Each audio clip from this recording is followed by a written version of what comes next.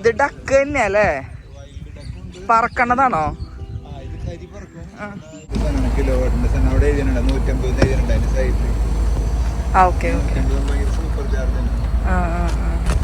Hello, എല്ലാവർക്കും simple life സ്റ്റൈലിൻ്റെ പുതിയൊരു വീഡിയോയിലേക്ക് സ്വാഗതം. രാവിലെയാണ്.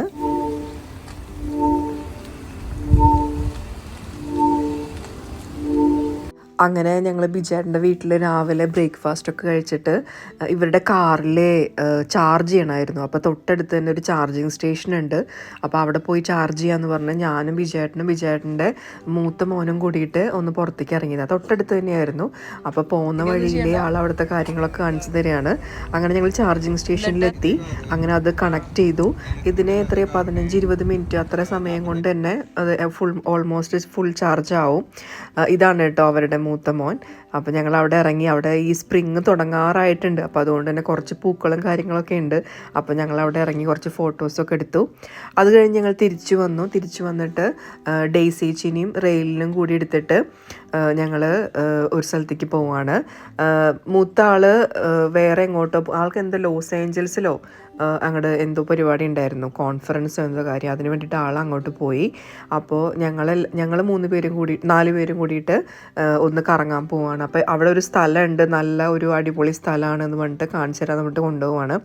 പോകുന്ന വഴിയിൽ കാണിക്കുന്നത് ബിജേട്ടൻ മുമ്പ് വർക്ക് ചെയ്തിരുന്ന സ്ഥലങ്ങളും അതുപോലെ അവരുടെ പഴയ വീടുണ്ടായിരുന്ന സ്ഥലങ്ങൾ, അങ്ങനത്തെ കാര്യങ്ങളൊക്കെയാണ്. എനിക്കിവിടെ വന്നിട്ട് ഇഷ്ടപ്പെട്ട കാര്യം എന്ന് പറയുന്നത് ഇവിടുത്തെ ഒരു വെതറാണ് കേട്ടോ. നല്ല പ്ലസൻ്റ് ആയിട്ടുള്ള കണ്ടീഷനാണ് മിക്ക സമയങ്ങളിലും. പിന്നെയുള്ളത് ഇവിടുത്തെ റോഡ് നല്ല വീതിയുള്ള വലിയ റോഡുകളാണ്. മിക്ക റോഡുകളും 4, 5, 4, 6, 8 അത്രയും ലൈൻസ് ഉള്ള റോഡുകളാണ്. അതുപോലെ ഇവിടുത്തെ സ്പേസ്, വീടുകളൊക്കെയും ഇങ്ങനെ ഡിറ്റാച്ച്ഡ് ആയിട്ടുള്ള വീടുകളാണ് ഏറ്റവും കൂടുതൽ. നമ്മുടെ ഇവിടെ UK യിലാണെങ്കിൽ ഫുൾ ലിങ്ക്ഡ് ഹൗസുകളാണ്. അവിടെ നമ്മൾ കാണുന്നത് മൊത്തം മുറ്റവും ചുറ്റും സ്ഥലവും അങ്ങനെ കുറേ സ്ഥലം വേക്കൻ്റ് ആയിട്ട് കിടക്കുന്ന സ്ഥലങ്ങളും അങ്ങനെയൊക്കെ ഉള്ളതായിരുന്നു കേട്ടോ. ഈ കാണിച്ചു തരുന്നത് ഇവിടെ തീപിടുത്തമുണ്ടായ സ്ഥലങ്ങളാണ്. ഈ കുന്നിൻ പുറത്തൊക്കെ കുറേ തീപിടുത്തങ്ങൾ ഉണ്ടായിരുന്നു. അതൊക്കെ അവർ ഫയർഫോഴ്സൊക്കെ വന്ന് കെടുത്തിയെന്നാണ് പറഞ്ഞത്. അതവർ പറഞ്ഞ എല്ലാ വർഷവും ഇങ്ങനെ ഉണ്ടാവുന്നു, സമ്മർ സമയങ്ങളിൽ ഉണ്ടാവുന്നതാണ് അത്ര. അങ്ങനത്തെ കുറേ സ്പേസസ് കണ്ടു കേട്ടോ. അങ്ങനെ ഞങ്ങൾ ഓൾമോസ്റ്റ് ഈ പറഞ്ഞ സ്ഥലത്തേക്ക് എത്തി. ഇതൊരു ലേക്ക് സൈഡാണ്. ഈ ലേക്ക് സൈഡിൽ ഇവർ വീക്കെൻഡിലൊക്കെ വരാറുണ്ടെന്ന് പറഞ്ഞാൽ ഫിഷിംഗ് ഒക്കെ ചെയ്യുന്നത് ഇവിടെയാണ് ഇത്ര ആൾ. അവർ ഫാമിലി ഫ്രണ്ട്സും ഒക്കെ കൂടി വന്ന് ഇവിടെ പാർക്കും പിക്നിക് ഒക്കെ ചെയ്യാറുണ്ടെന്ന് പറഞ്ഞു. ഇതാണ് കേട്ടോ മൗണ്ട് വുഡ്സൺ ട്രെയിൽ, അതാണ് ഇതിൻ്റെ പേര്. പിന്നെ ഇവിടെ ട്രക്കിംഗ് പോലെ ഈ ട്രെയിൽ സൈഡിൽ കൂടെ ഒക്കെ നമുക്കിങ്ങനെ നടക്കാൻ പറ്റും എന്നൊക്കെ പറഞ്ഞു. അങ്ങനെ ഞങ്ങൾ കുറച്ച് നേരം അവിടെയൊക്കെ നടന്നു. അവിടെ കുറേ താറാവുകളും കാര്യങ്ങളും. ഇത് ഡക്ക് തന്നെയല്ലേ? പറക്കണതാണോ?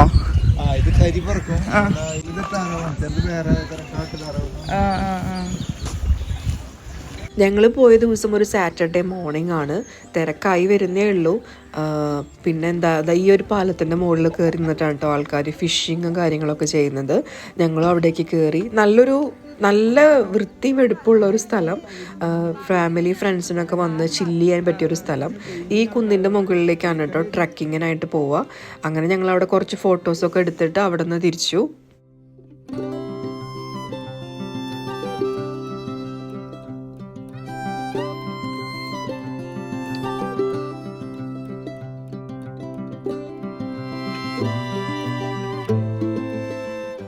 അവിടുന്ന് ഞങ്ങൾ പോയത് നേരെ കോസ്കോയിലേക്കായിരുന്നു.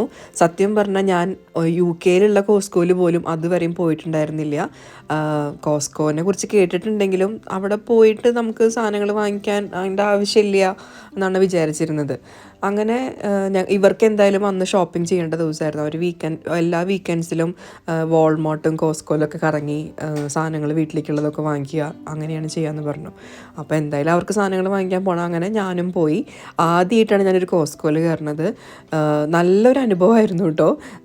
പക്ഷേ ഞാൻ പിന്നീട് ഇവിടെ UK യിലത്തെ കോസ്കോയിൽ പോയെങ്കിലും ഇവിടെ കിട്ടുന്ന വെറൈറ്റി അല്ലെങ്കിൽ അമേരിക്കയിൽ കിട്ടുന്ന വെറൈറ്റികളൊന്നും UK യിൽ ഉള്ളതായിട്ട് എനിക്ക് തോന്നുന്നില്ല.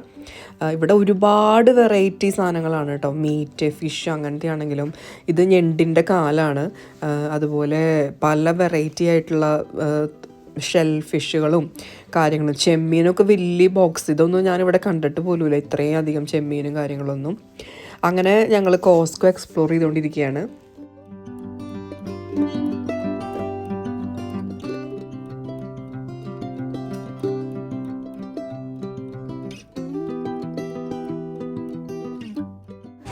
കോസ്കോയിൽ പോകുമ്പോൾ എല്ലാവർക്കും ഇഷ്ടമുള്ളൊരു പരിപാടിയായിരിക്കും ഈ സാമ്പിൾ ടെസ്റ്റ് ചെയ്യുക എന്നുള്ളത്. അവിടെ അന്നും ഒരുപാട് സാമ്പിൾസ് ഡിസ്പ്ലേയും കാര്യങ്ങളൊക്കെ ചെയ്യുന്നുണ്ടായിരുന്നു കേട്ടോ. അങ്ങനെ ഞങ്ങൾക്കും കുറച്ച് സാമ്പിളും കാര്യങ്ങളൊക്കെ കിട്ടി. ഫ്രൂട്ട്സ് വെറൈറ്റീസൊക്കെ ഒരുപാടുണ്ടായിരുന്നു കേട്ടോ. മാങ്ങയൊക്കെ ഇങ്ങനെ ബോക്സിലായിട്ട് ഇഷ്ടം പോലെ വാങ്ങിക്കാനുണ്ടായിരുന്നു. ഇവിടുത്തെ റേറ്റ് വെച്ച് നോക്കുമ്പോൾ കുറവായിട്ടാണ് എനിക്ക് തോന്നിയത്. അമേരിക്കയിലെ ഇവിടത്തേക്കാളും കുറവായിട്ടാണ് എനിക്ക് തോന്നിയത്. വിജയേട്ടൻ അവരുടെ വീട്ടിലേക്കുള്ള ഷോപ്പിംഗ് അതിൻ്റെ കൂടെ ചെയ്യുന്നുണ്ട് കേട്ടോ.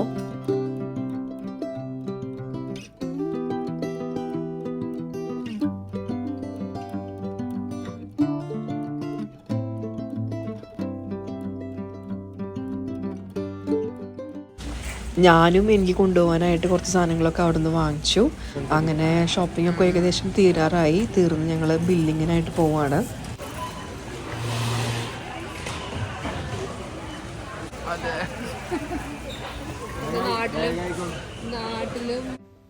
കോസ്കോയിലത്തെ ഫുഡ് കോർട്ടായിരുന്നു കേട്ടോ ഇതിവിടെ പുറത്താണ് സെറ്റ് ചെയ്തിട്ടുണ്ടായിരുന്നത്. അത്യാവശ്യം തിരക്കുണ്ട്. നല്ല അഫോർഡബിൾ റേറ്റിൽ കുറേ ഫുഡ് ഐറ്റംസ് അവിടെ അവൈലബിൾ ആണെന്ന് പറഞ്ഞു. ഇവിടെ ഈ കോസ്കോയിൽ ഒരു കാറ് വരെ വിൽക്കായിട്ടിരിക്കണം. അങ്ങനെ വേറെയും കാറ് അവിടെ ഇവിടെയൊക്കെ എടുക്കണം കണ്ടു കേട്ടോ. കോസ്കോയിൽ കാറും കിട്ടുന്ന എനിക്കറിയില്ലായിരുന്നു. പിന്നെ ഞങ്ങളിത് ഈ വാങ്ങിക്കാൻ വേണ്ടി വെയിറ്റ് ചെയ്യുന്നത് മെക്ഡൊണാൾഡ്സ് പോലത്തെ ഒരു ഫുഡ് ബ്രാൻഡാണ്. അവിടുന്ന് വിജയേട്ടൻ പറഞ്ഞു ചെരൂപ്പ എന്ന് പറഞ്ഞിട്ടുള്ളൊരു ഫുഡുണ്ട്, അത് ഭയങ്കര അടിപൊളിയാണെന്ന് പറഞ്ഞിട്ട് ആളത് അവിടെ നിന്ന് പാഴ്സൽ വാങ്ങിക്കുമായിരുന്നു. ഞങ്ങൾ വീട്ടിൽ പോയിട്ട് അത് കഴിക്കുകയും ചെയ്തു കേട്ടോ.